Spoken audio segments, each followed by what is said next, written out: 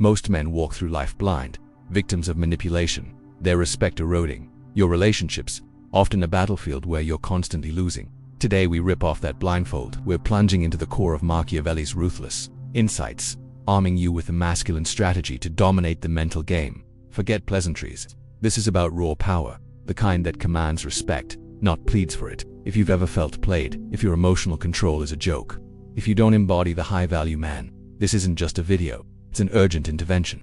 What you're about to uncover is uncomfortable, but it's essential. The weak get eaten. You ready to hunt? You're ready to hunt. Good, because today, we open the forbidden texts of Niccolo Machiavelli, not as a moral philosopher, but as a ruthless cartographer of the human psyche. He saw men not as they should be, but as they are, creatures driven by ambition, fear, and self-interest. Forget the simplistic notions of good and evil that leave you vulnerable. We're not here to judge. We're here to understand, to dissect the very heart of power. Machiavelli, with surgical precision, laid bare a fundamental truth that most men shy away from. Men offend before what they love, then what they fear. Ponder that. It's a psychological bomb. Why? Because when someone loves you, or at least it feels affection, they believe they have leverage or shield. They feel safe enough to disrespect you, to take liberties, to exploit your generosity without immediate consequence. They assume your affection grants them immunity. Your kindness, your loyalty, your willingness to compromise, these become weaknesses, not strengths, in the eyes of those who lack integrity.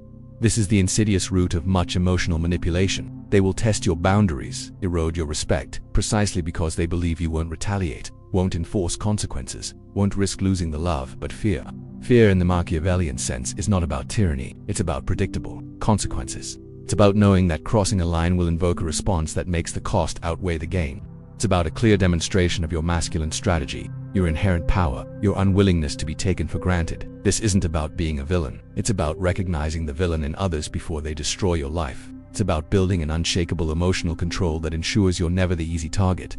The high-value man understands this fundamental principle. He doesn't seek to be loved at the expense of his power or his self-respect. He understands that genuine respect is earned through a combination of competence, integrity, and the willingness to enforce boundaries. He masters the mental game, not by being cruel, but by being crystal clear about his value and the consequences of violating it. This isn't theory, it's a stark reality playing out in every boardroom, every relationship, every negotiation. If you can't recognize this dynamic, you are inherently vulnerable to manipulation. You're playing chess against a grandmaster without knowing the rules. The man who embodies a true high-value presence understands that a lack of fear-based respect, where fear is simply the recognition of potent consequences, inevitably leads to disrespect and ultimately, contempt. We're talking about the art of calibrated deterrence, the ability to project an aura where others understand that your boundaries are not merely suggestions. You must cultivate an environment where your respect is non-negotiable and your power is undeniable. The psychological warfare is constant, and if you're not armed with these insights, you're already losing. Now, how does this translate into the daily interactions of a man seeking true power, not just fleeting approval? The translation into daily interactions isn't about overt aggression. It's about an ironclad presence and an acute understanding of human psychology. A high-value man operates with the precision of a surgeon, not the blunt force of a brute. He knows that true power lies in anticipating the moves of others, in reading the subtle cues that betray intent. This isn't just about reading people, it's about understanding the Machiavellian principles that govern the human desire for gain and aversion to loss. He understands that most people, consciously or unconsciously, will test boundaries. They will probe for weakness, not out of malice, necessarily, but because it's a fundamental aspect of the human relational dance. Your masculine strategy, therefore, must involve an unwavering commitment to emotional control.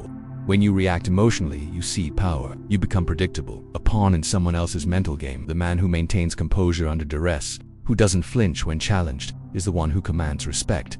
He doesn't need to shout to be heard. His quiet certainty is far more intimidating. This isn't about being emotionless, but about mastering your emotions so they serve you, rather than betraying your strategic position. Consider how manipulation often begins, with an emotional hook, a guilt trip, a subtle threat, or an appeal to your ego. If your emotional control is weak, you're instantly vulnerable. The high-value man, however, recognizes these ploys not as personal attacks, but as attempts at psychological leverage. He can observe them dispassionately, analyze their intent, and then choose his response, rather than being forced into a reaction. This is the essence of the mental game, not playing to win every single skirmish, but playing to control the overall narrative and direction of the interaction. When your respect is on the line, there's no room for hesitation. This doesn't mean resorting to violence. It means clear, concise boundary enforcement. It means having the fortitude to walk away from deals, relationships, or situations that compromise your integrity or value. This is a profound act of power that instantly recalibrates the dynamic. Others quickly learn that your standards are non-negotiable, that your value isn't up for debate. This isn't about being liked by everyone. It's about being respected by those whose respect matters. The goal isn't to create fear for fear's sake, but to create a healthy apprehension that ensures your boundaries are honored, your space is respected, and your intentions are taken seriously. It's about projecting an aura of competency and consequence. But what about the less obvious, more insidious forms of influence that operate beneath the surface? These are the whispers, the expectations layered with guilt, the subtle attempts to reframe reality in their favor. This is where true emotional control becomes your impenetrable shield. A master of the mental game understands that not all battles are fought with open confrontation. Sometimes the most potent power move is a silent observation, an unreadable expression, or a calm refusal to engage in their chosen arena. Consider the timeless wisdom of Machiavelli. It is far safer to be feared than loved, if one cannot be both. This isn't an endorsement of tyranny, but a profound insight into human nature. Love, he posited, is fickle, based on a fleeting sense of obligation that can be broken at will. Fear, however, is rooted in the primal instinct of self-preservation, a far more reliable guarantor of obedience and, critically, respect. The distinction is paramount. To be feared in this context isn't to be hated or cruel. It means your presence commands respect. Your word carries weight because there's a perceived consequence for ignoring it. It means others understand that crossing your boundaries comes at a cost, not out of maliciousness on your part, but out of a clear, consistent commitment to your own integrity and principles. This is the essence of a potent masculine strategy, building a reputation not on saccharine affability but on unwavering resolve. The high-value man doesn't need to be universally adored. He needs to be universally respected. He doesn't engage in petty manipulation. He projects an aura of such competence and self-possession that manipulation attempts simply fall flat. His actions speak louder than any emotional pleas or psychological warfare tactics employed against him. He understands that the world operates on an economy of leverage. If you constantly seek approval or affection, you grant others immense power over your emotional state and, by extension, your decisions. If you are driven by a need to be liked, you become susceptible to every form of subtle manipulation, the passive-aggressive slight, the veiled threat, the guilt trip dressed as concern. The true power lies in being unswayed by external validation, in knowing your own worth, and in setting your own terms. This detachment, forged through rigorous emotional control, allows you to observe these influence attempts without emotional entanglement. You see the strings, you identify the puppeteer, and you refuse to dance. This isn't about being cold or unfeeling. It's about being strategically impenetrable. It's about recognizing that every interaction is a negotiation, a subtle contest of wills, and the man who needs nothing, who stands firm on his own ground, always holds the dominant position. But how do you cultivate this unshakable inner fortress against the relentless tide of external pressures and expectations? It's about understanding the dual nature of power, internal immunity and external perception. This brings us to technique. Number 2, the mastery of the mask, the power of appearance. Understand this. In the human arena, perception isn't just reality, it creates reality. People judge you by the image you project, the narrative you allow them to construct. Machiavelli profoundly understood this. It is often more important to appear virtuous than to actually be so, because the masses judge by appearances. Think of it as ultimate psychological warfare. Your inner fortress protects your core, but your outer mask is your armor, camouflage, an instrument of influence in the mental game. Manipulators, architects of deceit, are masters of this masculine strategy. They invest heavily in appearing virtuous, compassionate, and trustworthy, not because they are, but because it's the most effective way to disarm targets and gain leverage. They stage public acts, craft moral language, cultivate online personas of integrity. Look at modern politicians, celebrities, colleagues. Their personal brand on social media is a meticulously curated mask, designed to communicate specific value and garner respect, often irrespective of true nature. This isn't just deception. It's strategic perception management, a high-stakes game where image dictates opportunity. The high-value man understands this game, not for malevolent manipulation, but for defense and strategic positioning. Your defense begins with surgical skepticism. Cultivate the ability to differentiate a meticulously crafted image from concrete, observable actions. Does public empathy align with private conduct? Does proclaimed ethics match business practices? This rigorous discernment is your shield against pervasive manipulation relying on a convincing facade. But mastery of the mask isn't just defensive. It's an active component of your power. It's about consciously managing your own image to communicate genuine value, competence, and unshakable self. Not about being fake, but strategic. Cultivate an aura of quiet confidence, a presence commanding respect without demanding it. This isn't duplicity, but understanding the theatrical element of leadership and influence. Every interaction is a performance. The man controlling his stage, projecting qualities eliciting admiration and trust, wields immense power. Genuine emotional control isn't just suppressing reactions, but channeling and projecting desired impressions. The perception of invulnerability, of unwavering resolve, becomes a self-fulfilling prophecy. When people believe you are unshakable, they become less likely to attempt to shake you. This is ultimate deterrence in the emotional chess game of life. It's leveraging the human tendency to judge by appearances to your advantage, not for cheap manipulation, but to solidify your standing, to command the respect you inherently possess. If you're not projecting the image of a man who cannot be moved, impervious to petty games, you are exposed. But what exactly are the subtle cues and silent signals that truly communicate this level of high-value status? These cues are not static. They are the dynamic interplay of strength and cunning, the very essence of what Machiavelli famously described as the necessity to be both the lion and the fox.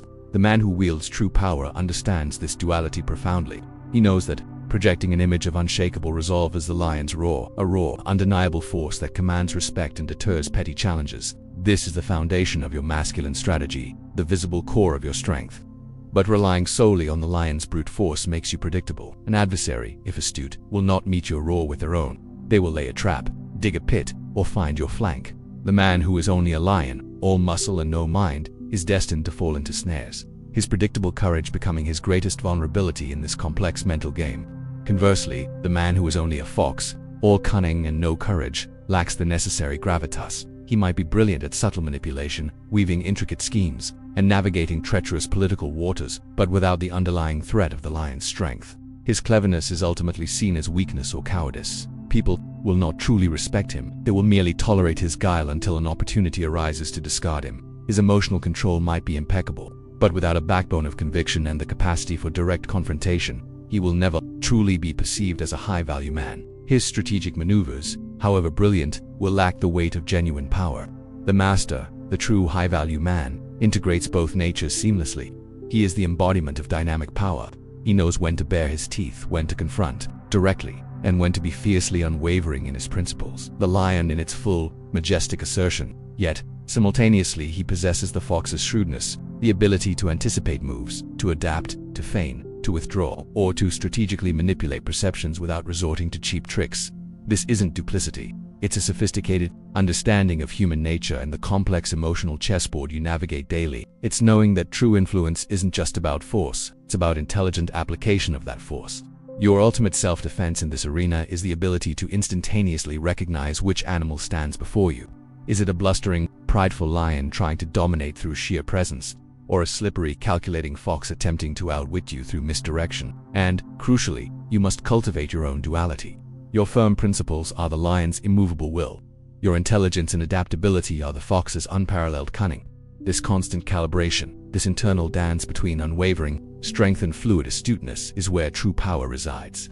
It's the masculine strategy that makes you formidable, unpredictable, and ultimately, unconquerable. It transforms your emotional control from mere suppression into a tool for precise and powerful projection. But how do you cultivate this intricate balance, ensuring one doesn't overshadow the other, particularly when the stakes are high? This intricate balance, this internal dance between unwavering strength and fluid astuteness becomes paramount when facing the insidious mental game of divide and conquer. This isn't just a tactic, it's a cornerstone of Machiavellian power dynamics, a deeply ingrained masculine strategy used throughout history to dismantle opposition. The master manipulator, a true architect of psychological warfare, understands that the easiest way to dismantle any group, be it a corporate team, a social circle, or even a family, is to weaponize their internal fissures. He thrives on cultivating envy, fostering distrust, and whispering seeds of doubt, exploiting every crack in the collective emotional control. He doesn't just create rivalries, he strategically positions himself as the indispensable arbiter, the sole source of truth, the one who benefits from the chaos. This is pure manipulation, designed to fragment the opposition and consolidate his own power, often without ever raising his voice. Consider the classic office politics scenario. A project team is thriving, but a hidden hand subtly fuels resentment between two key members, perhaps questioning one's contribution to the other, or suggesting favoritism. Suddenly, productivity plummets, trust erodes, and the manipulator steps in, offering solutions that invariably grant him more authority or influence. Or observe social circles, a once cohesive group fractured by whispers and manufactured slights, all orchestrated by someone seeking to ascend the social hierarchy. Even families fall prey to this, where a manipulative individual sows discord between siblings or spouses, weakening their bonds to establish their own dominant position. Preying on vulnerabilities and a lack of collective emotional control. For the high-value man, this scenario is a litmus test of his awareness and his ability to see through the veil of deceit. He recognizes that succumbing to these tactics is a surrender of personal power and a forfeiture of respect. Your defense, then, isn't about matching their treachery. It's about an unwavering commitment to truth and solidarity. It demands a level of emotional control that prevents you from being swayed by the currents of gossip and suspicion. Direct, unflinching communication becomes your primary shield, loyalty your impenetrable armor. You confront rumors head-on, not by engaging in the same petty game, but by exposing the lie and reinforcing the bonds of trust. You deliberately strengthen the ties based on shared purpose and mutual respect, effectively rendering the manipulator's attempts futile. This isn't just about survival. It's about leading by example, demonstrating that true power is built on integrity, not on the ashes of fractured alliances. It's about being the man whose presence demands unity, whose clarity cuts through the fog of manipulation. But what happens when the battle isn't about external adversaries, but about the invisible chains that bind your own potential? The self-imposed limitations that stifle your growth. So, have you ever been a pawn in a mental game, losing respect without even realizing you were under direct manipulation?